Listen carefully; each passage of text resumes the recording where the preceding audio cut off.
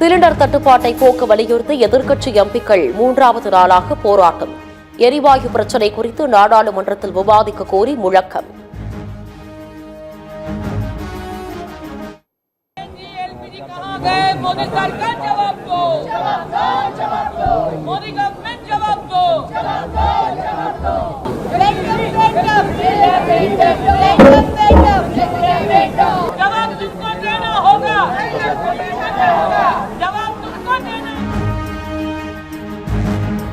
போதிய அளவு கையிருப்பு உள்ளதால் வீண் பதற்றம் வேண்டாம் என மத்திய மாநில அரசுகள் கூறியும் அலைமோதும் கூட்டம்.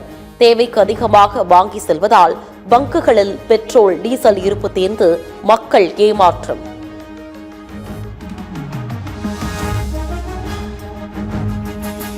தமிழகத்தில் நேற்று ஒரே நாளில் 3.5 கோடி லிட்டர் பெட்ரோல் டீசல் விற்பனை. தட்டுப்பாடு ஏற்படும் என்ற அச்சத்தால் பெட்ரோல் பங்குகளில் அலைமோதிய கூட்டம்.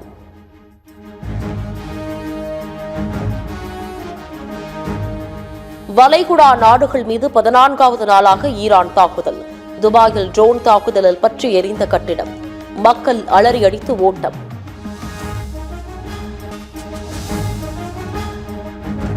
தலைமை தேர்தல் ஆணையரை பதவி நீக்க கோரி நாடாளுமன்றத்தில் 193 எம்பிக்கள் நோட்டீஸ்.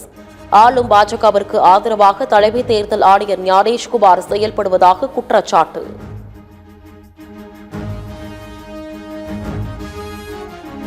ஈரானுக்கு கண்டனம் தெரிவித்துக் கொண்டுவரப்பட்ட தீர்மானத்தை இந்தியா முன்மொழிந்ததற்கு காங்கிரஸ் கண்டனம்.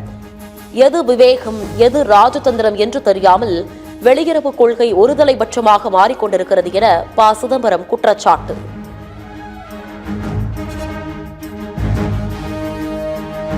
குடிநீர் திட்டங்களுக்கு 3112 கோடி ரூபாயை விடுவிக்க கோரி பிரதமர் மோடிக்கு முதலமைச்சர் மு. ஸ்டாலின் கடிதம். ஒகேனக்கல் கூட்டு குடிநீர் திட்டத்தின் 3வது பகுதிக்கு ஒப்புதலையும் நிதியுதவியையும் வழங்க வேண்டும் என வலியுறுத்தல்.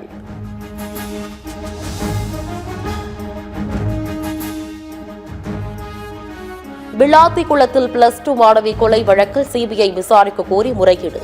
மனுவாக தாக்கல் செய்தால் பிற்பகலில் விசாரிப்பதாக உயர்நீதிமன்ற மதுரை கிளை நீதிபதிகள் அறிவிப்பு.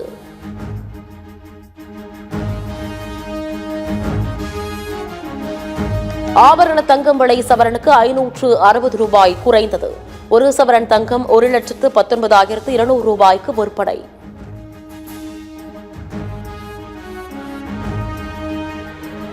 சென்னை மாநகராட்சியின் 5 ஆண்டுகால சாதனைகளை விளக்கும் குறும்படம்.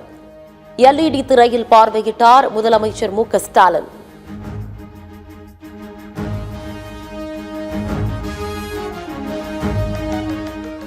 மேற்கு வங்கத்தை யாருக்கு பிடிக்குமோ அவர்களைத்தான் மேற்கு வங்க மக்களுக்கும் பிடிக்கும்.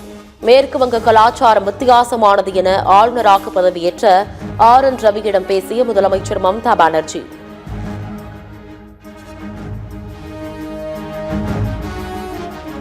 நாம் தமிழர் கட்சியின் முன்னாள் நிர்வாகி காளியம்மாள் அதிமுகவில் இணைந்தார். தனக்கு பொறுப்பு வழங்குவது குறித்து கட்சித் தலைமை முடிவு செய்யும் என காளியம்மாள் பேட்டி.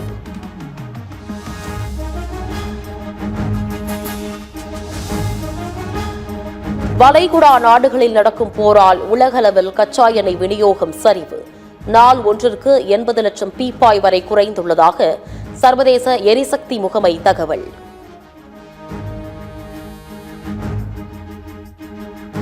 உலகளவில் கச்சா எண்ணெய் விலை உயர்வை கட்டுப்படுத்த கையிருப்பில் உள்ள கச்சா எண்ணெயை விடுவிக்க அமெரிக்கா முடிவு. அவசர கையிருப்பிலிருந்து 17.2 கோடி பேரல் எண்ணெயை விடுவிக்க அதிபர் டிரம்ப் உத்தரவு.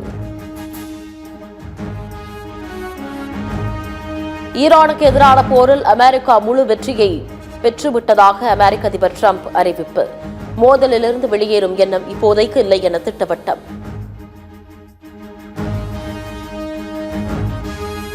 இஸ்ரேலை அழிக்க துடிக்கும் எவரும் பாதுகாப்பாக இருக்க முடியாது. ஈரானின் புதிய உச்ச தலைவருக்கு இஸ்ரேல் பிரதமர் பெஞ்சமின் நேட்டன்யாகு எச்சரிக்கை.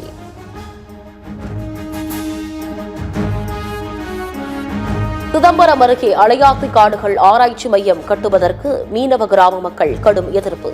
பணிகளை கைவிடாவிட்டால் வரும் தேர்தலை புறக்கணிக்க உள்ளதாக எச்சரிக்கை. வஞ்சிக்காதே வஞ்சிக்காதே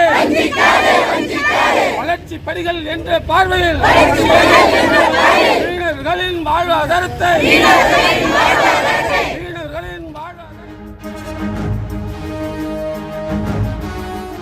பாமக பெயர் சின்னத்தை பயன்படுத்த தடை கோரி ராமதாஸ் தொடுத்த வழக்கிற்கு தடை விதிக்கப்பட்ட விவகாரம்.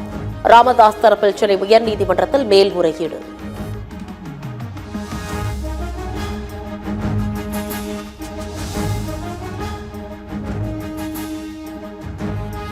காவிரி திருமணிமுத்தாறு திட்டத்தை நிறைவேற்ற கோரிக்கை. புதுச்சத்திரம் ஊராட்சி ஒன்றிய அலுவலகம் முன்பு விவசாயிகள் ஆர்ப்பாட்டம்.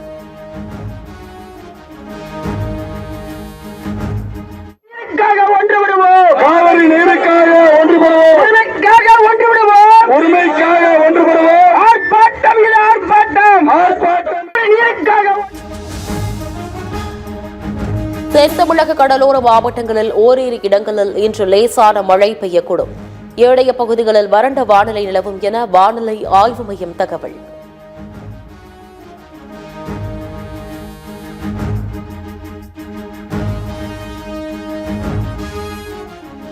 சென்னை விமான நிலையத்தில் நடிகை த்ரிஷாவிடம் விஜய் குறித்து செய்தியாளர்கள் கேள்வி. எந்த கேள்விக்கும் பதிலளிக்காமல் புறப்பட்டு சென்றார் த்ரிஷா.